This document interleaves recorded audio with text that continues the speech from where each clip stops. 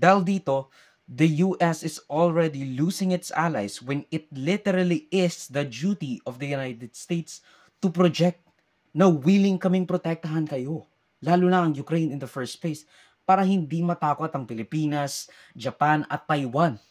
Lalo na at unti-unting naging agresibo ang China sa West Philippine Sea at Taiwanese Strait.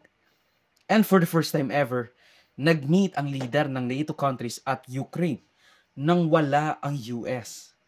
And that's a big fucking deal. Kasi ibig sabihin nun, they are willing to, at the very least, talk to Ukraine without their big daddy US. Kasi unreliable na siya.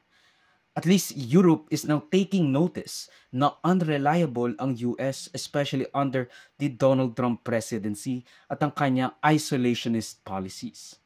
Now, at the end of the day, it's night. Ultimately, itong realist at definitely antagonistic na operasyon ni Trump on foreign policy will either alienate a lot of leaders or push them to defend themselves with less US soft and hard power influence na nooy inaako ng US matapos ang World War II at collapse ng Soviet Union bilang world police. Pero ngayon, mawawala na sila ng jurisdiction, mawawala na sila ng impluensya na, magdikta sa mga maliliit na bansa para gawin yung gusto niyang gawin. Kasi wala na silang ibinibigay. Hindi na nila ginagaranti na sila ang magiging world police. Na hindi na ito multipolar world. Wala nang US hegemony na pwede tayong mag-rely.